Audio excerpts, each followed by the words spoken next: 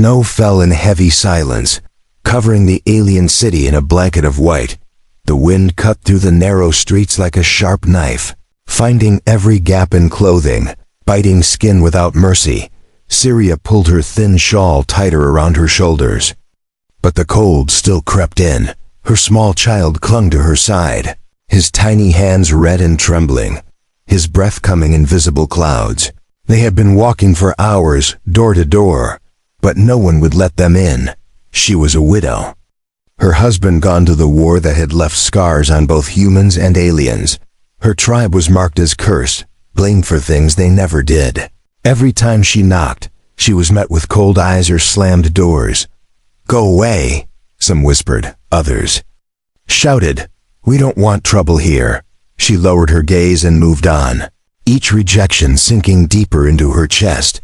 The child coughed, a dry, weak sound that made Syria's heart ache. His feet were dragging now, his steps slower, and she knew he would soon collapse.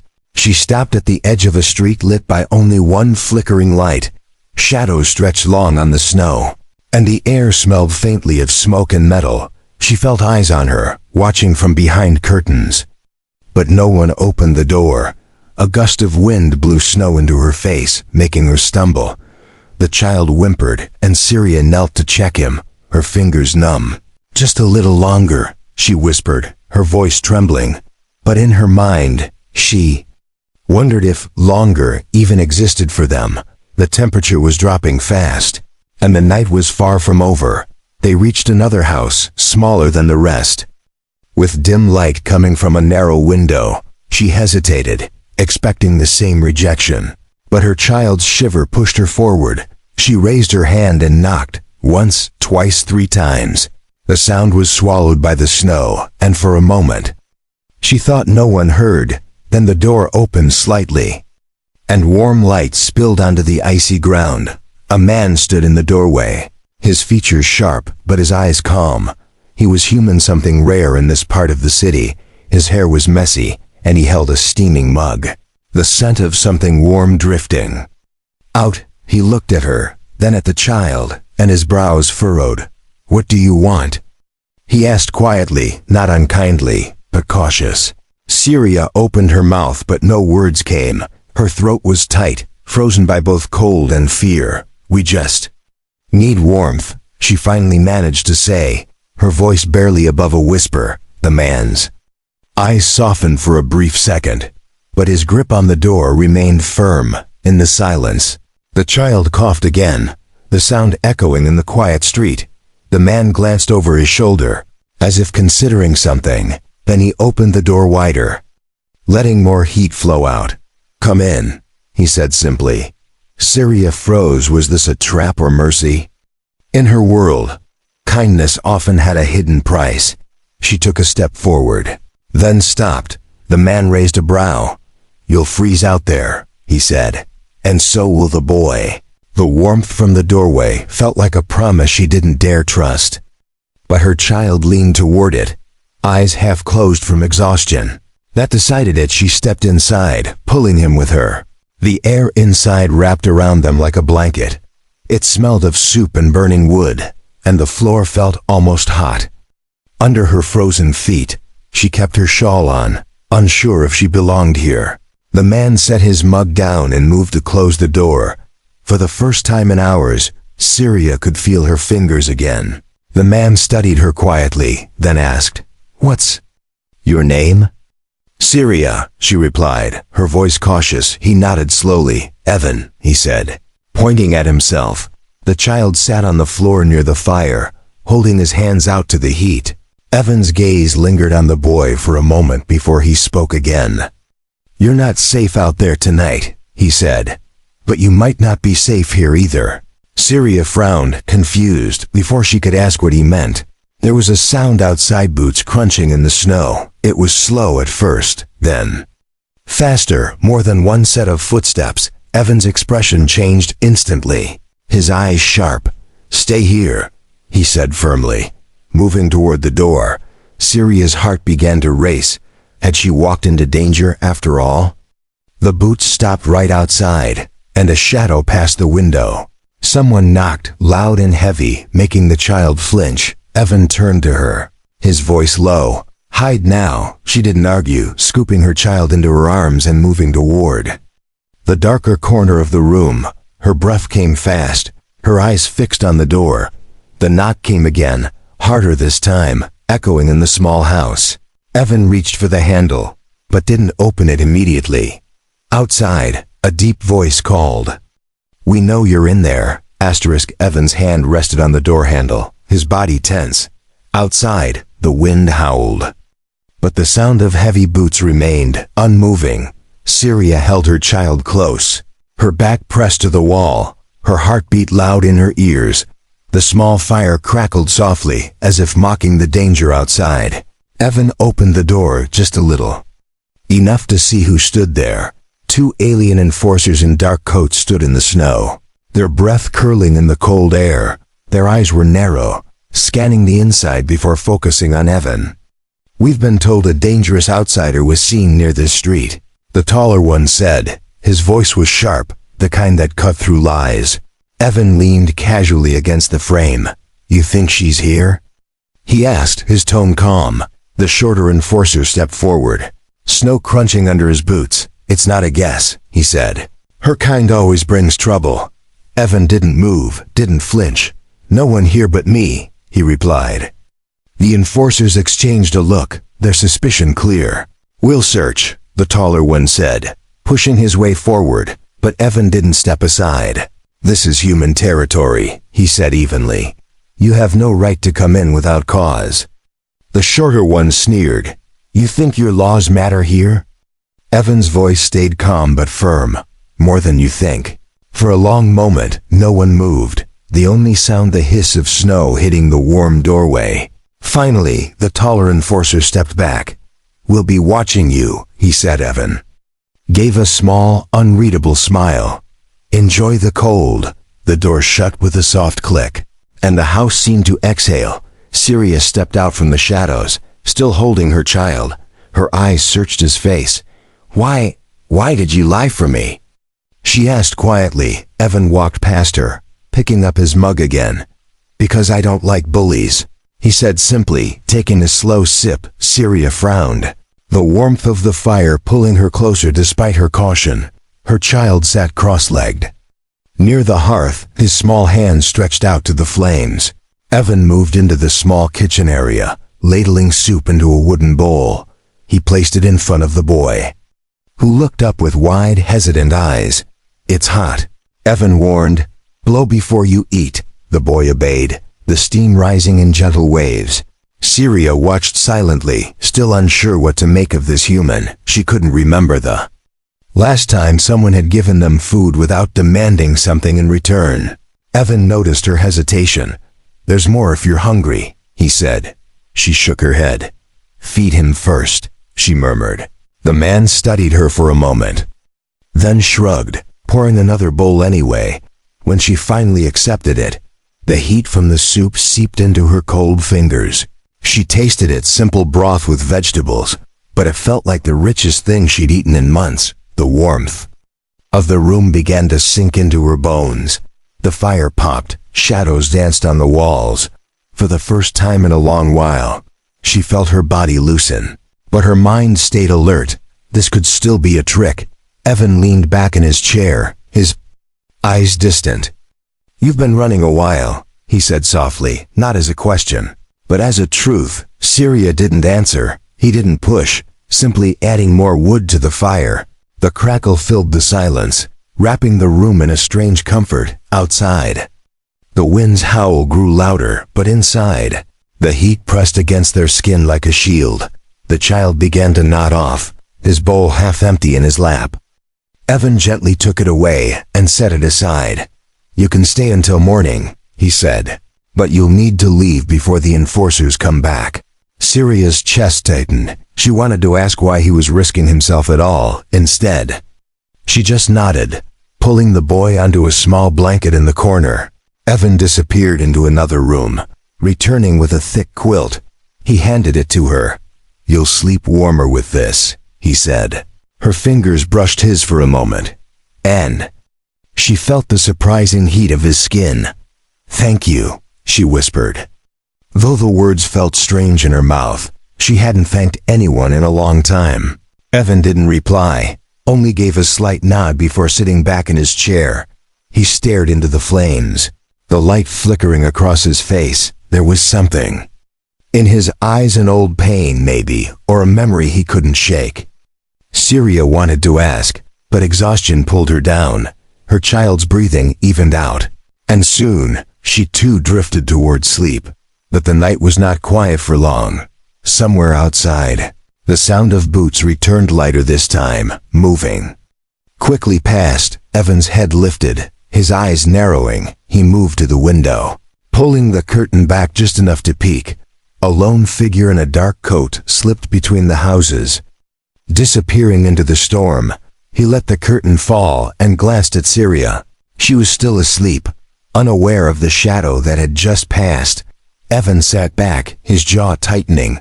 The warmth of the room felt fragile now, as if it could vanish with one wrong move, and he knew this was only the beginning. Morning came slowly, with a pale light spilling through the frost-covered window. The fire had burned low, leaving only glowing embers. Syria opened her eyes to find her child still curled against her, warm under the thick quilt. For a brief moment, she almost forgot where they were, but the memory of last night's boots in the snow returned quickly, tightening her chest. Evan was already awake, standing by the stove with his back to her. He was stirring something in a small pot, the smell of bread warming in the air. She sat up carefully, trying not to wake the boy. "You didn't sleep?" she asked quietly. Evan shook his head. "Didn't need to," he replied, though the tired lines around his eyes told another story. The warmth of the room was fragile, like it could be stolen at any moment. Outside, the wind had calmed, but the silence of the street felt heavy. Syria sipped the hot drink he gave her, the steam curling against her face. It was the first thing that tasted like safety in years. But even safety had a price. She had learned that too many times before. She opened her mouth to speak, maybe to ask why he was helping. But before the words could form, there was a sound, 3 heavy knocks at the door. The cup in her hands froze midway to her lips. Evan's gaze flicked toward the entrance, sharp and alert. Another knock came, harder this time, echoing through the small house. "Take the boy to the back room," Evan said, his voice low but steady. Syria hesitated, her eyes searching his face. "Go," he repeated, his tone leaving no room for argument. She gathered her child into her arms, his sleepy confusion turning to fear. The third knock boomed through the walls, rattling the thin window glass. From the back room, she could hear muffled voices when Evan opened the door. The same enforcers from last night stood outside, their boots leaving dark prints in the snow. "We were told you refused our order to search," the taller one said coldly. Evan's tone stayed calm. "Your orders don't apply here." The shorter enforcer stepped forward, his gaze sweeping past Evan into the warm interior. "There were sightings again," he said, "and your house is in the path." Evan leaned casually against the frame. "Sightings aren't proof," he replied. The taller enforcer's mouth twisted. "You're hiding something." "Maybe I'm hiding my breakfast from the cold," Evan said dryly. Syria could almost see the smirk in his voice, even from behind the door. But the danger was real. She could hear the shift of boots, the creak of leather as one of them reached for the door. Evan's tone hardened.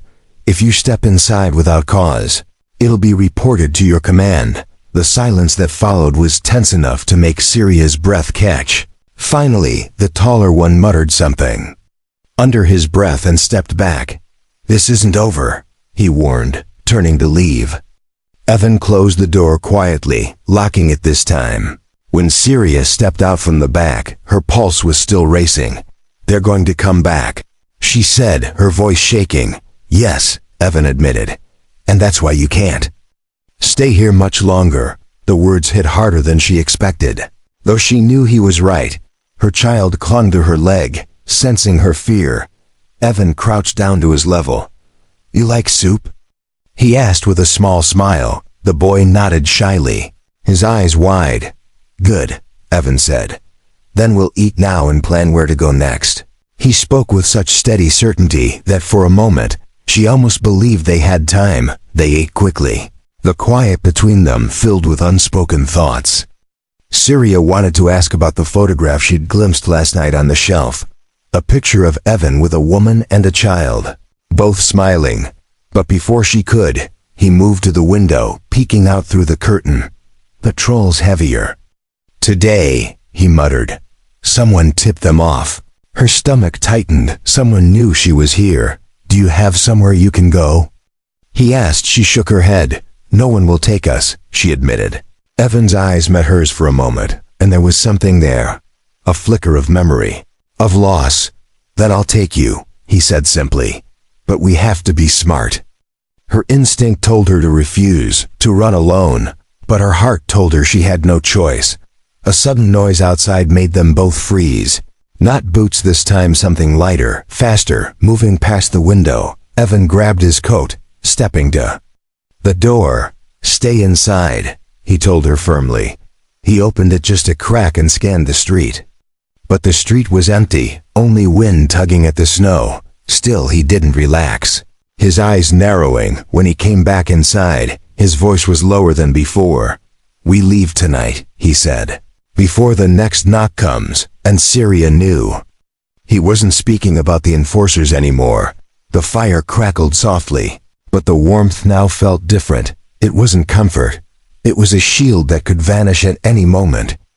And deep down, she understood that the real danger had only just begun. Asterisk night fell earlier than usual, covering the streets in a heavy, dark silence. The wind had died, but the cold had sharpened, sinking into every shadow inside the small house. The fire burned brighter, though the warmth felt tense, as if it knew this was their last night here. Evan sat at the table. A map spread in front of him. Syria sat across, her child curled up asleep on the quilt, breathing softly. Evan traced a finger over the map, showing her a thin line that wound through back alleys and side streets. "If we move before the 3rd patrol changes shift, we can make it to the human quarter," he said quietly. Syria listened, but her eyes kept drifting to the small framed photograph on the shelf. It showed Evan with a smiling woman and a little girl, both gone from his life now. The image stirred questions she had been holding back since she arrived. When Evan looked up, he caught her staring. "You want to know about them?" he said, his voice low. Syria hesitated, unsure if she had the right to ask. But his gaze didn't harden, it softened, almost inviting her to speak. She nodded slowly. "They were your family," she said quietly. He leaned back, his eyes fixed on the flames. "Yes," he replied. "My wife Mara and our daughter Lila." There was a pause, the air thick with unspoken pain. "They died during the war," he continued. "The same war that took your husband." Syria felt a jolt in her chest. He knew. "You fought in it?" she asked cautiously. He shook his head. "No, I fixed ships, patched up soldiers. I stayed away from the front." His jaw tightened. But it didn't matter when the fighting reached the city. No one was spared. Syria's fingers gripped the edge of the table, the firelight flickering across her face. You blame my people for that?" she asked, bracing herself. Evan's eyes met hers, steady and unflinching. "No," he said simply. "I blame the ones who started it, not the ones who got caught in it." The honesty in his voice startled her. "So many others. They hate us," she murmured. "Hatred's easy," he replied. "It doesn't take courage to slam a door in someone's face. It takes courage to open it." The words hung between them, warm and sharp at the same time. Syria lowered her gaze, unsure how to respond. "You remind me of her," Evan said suddenly. She looked up in surprise. "Your wife?" He nodded. She was stubborn too. She wouldn't let anyone tell her who was worth saving. For a moment, the room felt different, not just a place of shelter, but a space where their shared losses connected them. Still, Syria kept her guard up. People could be kind one day, and cruel the next. She had learned that lesson too well. Evan seemed to sense her caution but didn't push. Instead, he folded the map and slid it toward her. "You'll need to remember this path," he said. "If something happens to me." The thought made her uneasy. "Don't say that," she whispered. He gave a faint smile. "I'm a realist." Syria studied the path again, burning every turn and landmark into her memory. Her child stirred in his sleep, murmuring something she couldn't catch. Evan glanced at the clock, the hands ticking. Toward midnight. "We have a few hours before we move," he said. "Rest while you can." But Syria couldn't rest, not with the weight of his story still pressing on her. She turned her gaze to the window, watching faint snow drift past. The glass. Her thoughts were a tangled knot of gratitude, fear, and something she didn't want to name. The sound of distant voices broke her focus. Evan moved to the window, lifting the curtain just enough to peek. Two shadows passed under the street lamp, their shapes too familiar to mistake. "The enforcers," he said quietly. "They're checking houses again." Her heart raced. "Now?" she whispered. He turned to her, his voice urgent but calm. "Get the boy ready," he said. "We may have to leave sooner."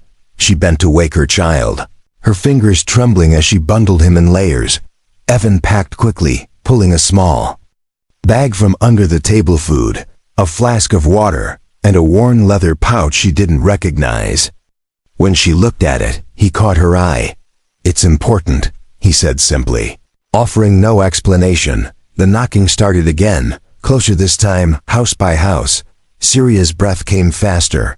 "They'll reach us in minutes," she said. Evan's jaw tightened. "Then we'll be gone before they do." He slung the bag over his shoulder, stoking the fire so it burned bright, making it seem as if the house was still occupied. He opened the back door, the cold rushing in like a wave. The street beyond was narrow, lined with frost and shadow. "This way," he whispered, leading her into the darkness.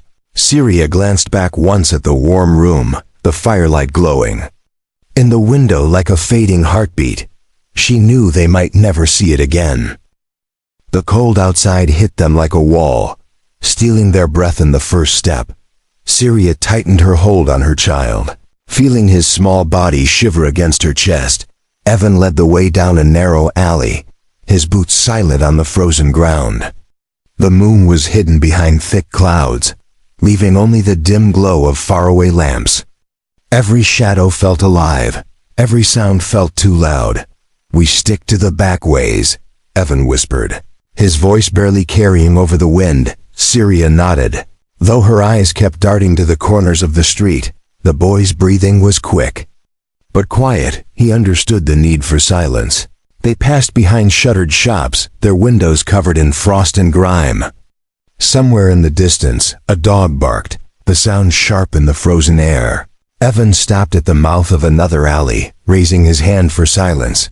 Two patrolmen walked across the main street ahead, their rifles slung on their shoulders. The enforcers didn't see them, their attention on the road ahead.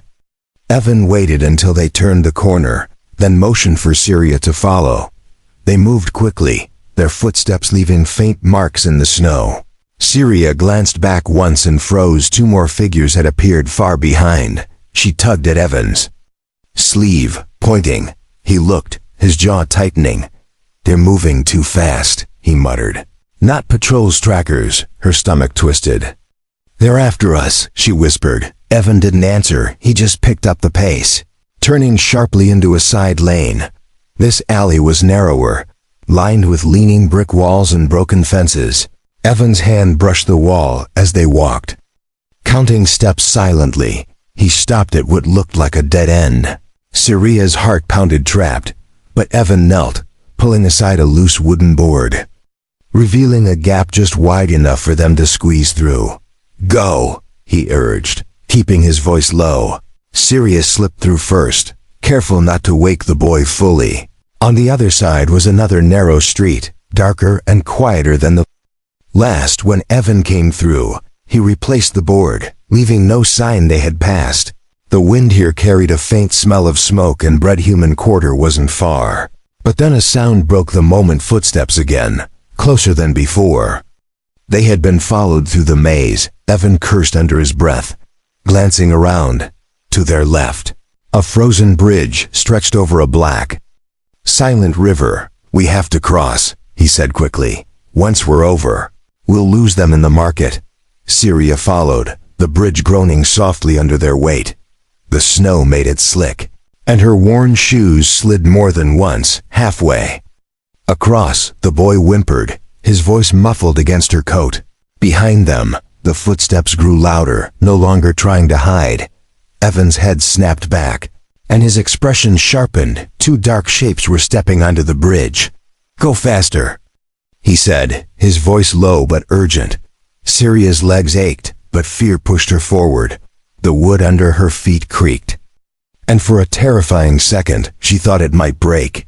The boy's arms tightened around her neck. The wind picked up, stinging her eyes.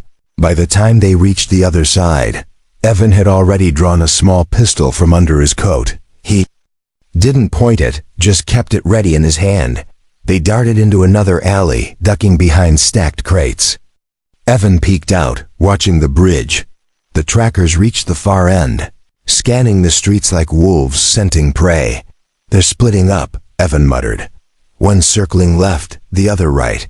Syria's breath came in short bursts. "Can we still reach the human quarter?"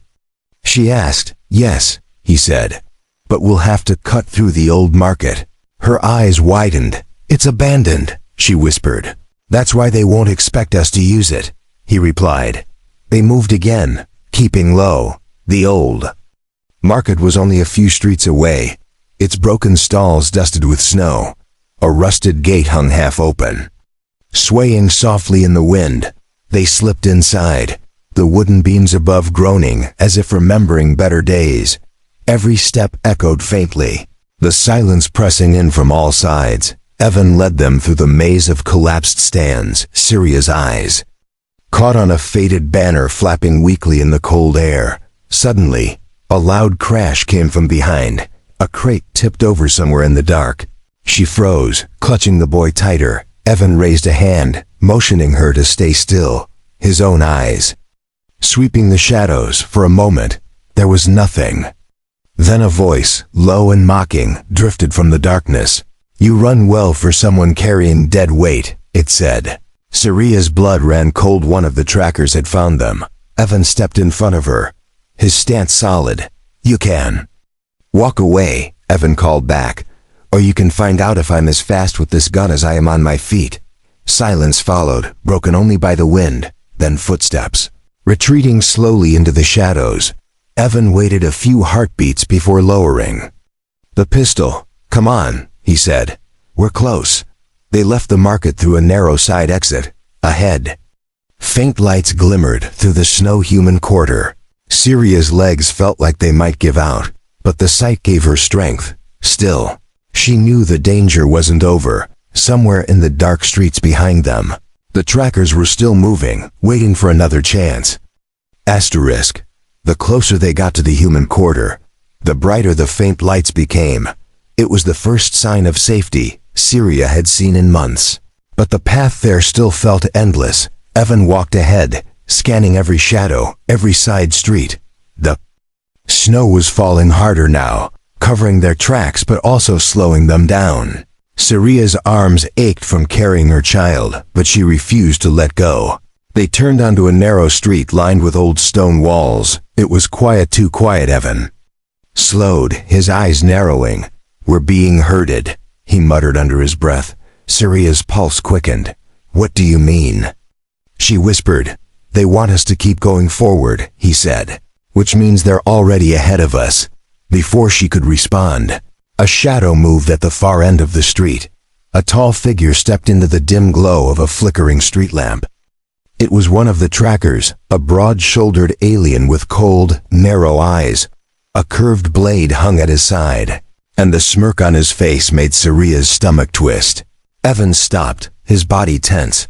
From behind them came the crunch of boots on snow. Syria turned her head slowly, seeing the second tracker closing in. They were trapped, caught between both ends of the street. The wind carried the sound of the child's breathing, far too loud in the tense silence. "Give her to us," the one in front said, his voice deep. "And steady, she's marked," the one behind added. "Worth a lot to the right hands." Evan's stance shifted, his pistol coming up. "You'll have to go through me first," he said. The tracker in front chuckled. "That can be arranged." Syria's heart pounded, her mind racing for any way out. The boy clung to her. Burying his face in her coat, Evan glanced sideways at her, his voice low but firm. "When I say run, you run to that side alley," he said. "Don't look back." She shook her head quickly. "I'm not leaving you." "This isn't a choice," he replied, his tone sharper now. The tracker in front stepped forward, the snow crunching under his boots.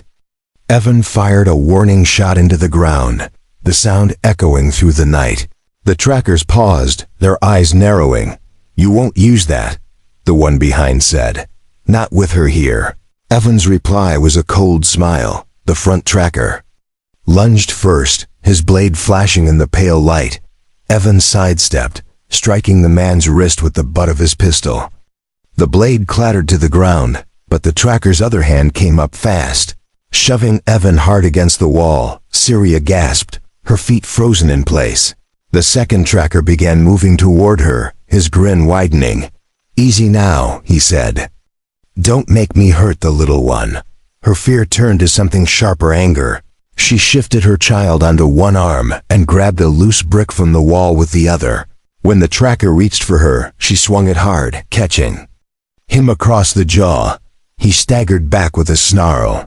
Evan broke free from the first tracker and kicked the fallen blade away. "Now, Syria," he shouted. She bolted toward the alley he'd pointed to earlier. The boy held tight against her chest. Evan backed toward her, firing another shot into the snow between the two men. The trackers hesitated, clearly weighing the risk. Evan didn't. "Wait," he turned and sprinted after Syria. They raced through the alley, their footsteps loud against the frozen ground. The shouts of the trackers followed, growing fainter but not disappearing. Syria's lungs burned, but she kept running.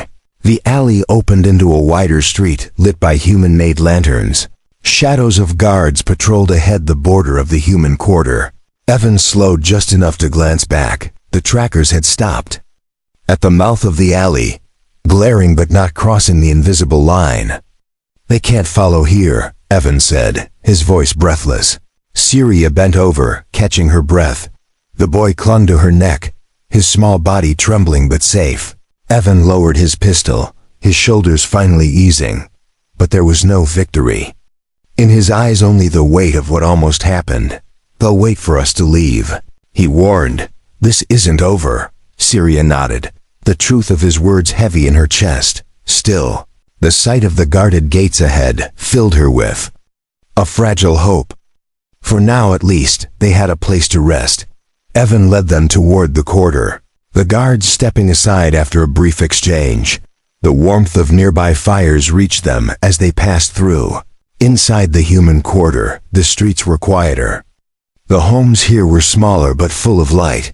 Children's laughter echoed faintly in the distance, a sound Syria had almost forgotten. She followed Evan down a side street to a small, empty house. "This will do for tonight," he said. Pushing the door open, she stepped inside. Feeling the warmth of the walls, it wasn't much, but after the night they had, it felt like a palace. Her child yawned and curled up on the nearest blanket. Evan locked the door and checked the windows. When he finally sat down, the firelight caught the weariness in his face. "You risked everything for us," Syria said quietly. Evan's eyes met hers, steady but unreadable. "Some things are worth the risk," he replied, and though the night outside was still full of danger, for the first time in a long time, Syria felt the faint warmth of safety. The small house in the human quarter was quiet. Only the soft crackle of the fire filled the air. Syria sat on the floor beside her child, watching the flames dance. Her hands were still cold, but the warmth was slowly seeping into her bones. Evan moved around the room, checking the locks one more time. Outside, the snow continued to fall, covering the streets in a white silence. The danger still lingered beyond the gates. But here, in this space, there was a fragile safety. Syria's child had fallen asleep quickly, his small face peaceful for the first time in many nights. She brushed a strand of hair from his forehead, a quiet smile tugging at her lips. Evan returned from the door, taking a seat near the fire. "You should rest," he said, his voice low. Syria shook her head. "Not yet," she replied. "I don't want to close my eyes and wake up to find it gone." He didn't argue, just tossed another log onto the fire. The flames leapt higher, their glow spreading across the walls. For a moment, the warmth felt stronger, as if determined to hold back the cold world outside. After a while, she spoke again, her voice softer. "You could have turned us away, but you didn't." Evan's gaze stayed on the fire. "I told you before," he said. "I don't like bullies." She studied his face, seeing the tired lines, the faint scars near his jaw. "You lost your family, and yet you still helped me," she said, almost in disbelief. Evan looked at her then, his expression steady. "Because no one was there to help me," he said, "and I know what it feels like to have nowhere to go." The truth in his words settled deep in her heart. For years she had met only doors slammed in her face. But here, she had found one that opened. And that door had led her to warmth, not just the heat of fire, but the warmth of kindness. She shifted closer to the flames, pulling the quilt tighter around her shoulders. Her child stirred in his sleep, murmuring something before settling again. Evan poured water from a kettle into 2 cups. Sliding one toward her, it was just hot water. But in her hands, it felt like the richest drink in the world. She took a slow sip, the heat calming her trembling fingers. "You can stay here as long as you need," Evan said suddenly. Her eyes widened. "You mean it?" He nodded. "The quarter will protect you as long as you stay within its walls." Syria lowered her gaze, her voice almost breaking. "No home wanted me. No one. Until now." Evan's reply was simple. "You have one here." The words hit her harder than she expected. Not because they were loud, but because they were steady. Certain, for the first time in years, she let herself believe in the idea of belonging. The tension in her shoulders eased. She felt her body sink into the comfort of the room. Outside, the snowstorm thickened, the wind rattling faintly against the shutters. But inside, the fire glowed brighter. The smell of wood smoke filled the room, wrapping them in an invisible blanket. Evan leaned back in his chair, finally letting some of his own guard down. His eyes softened as he glanced at the sleeping boy. "He's strong," Evan said quietly. "Stronger than he knows." Syria smiled faintly. "He gets that from his father," she replied. Then her voice lowered. "And maybe now." "From you too." Evan didn't answer, but the corner of his mouth lifted slightly. The silence that followed wasn't heavy, it was the kind that meant understanding. They stayed like that for a while, listening to the fire. Syria's mind wandered to what the next day might bring. The danger outside would not vanish overnight. But here, they had a chance to rest, to heal, and maybe, just maybe, to start again.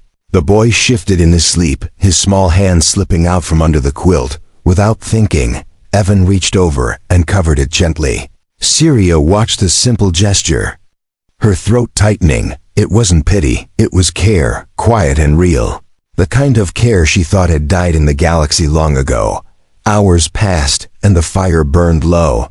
Evan stood to add another log. The glow flaring up again. The room was warm. Almost too warm compared to the icy streets beyond the walls. Syria pulled the quilt around her and her child. Her eyes met Evan's across the firelight. "Thank you," she whispered, the words trembling but true. Evan nodded once, his voice calm. "You don't have to thank me." But she did anyway, because she knew kindness was rare, and when it came, it had to be acknowledged. The fire crackled again, a quiet promise in its sound. And though the snow kept falling outside, the cold no longer reached them. In that small, quiet house with the boy safe and the fire burning, Syria realized she no longer felt like a wanderer. She felt like someone who had finally reached the end of a long, freezing road.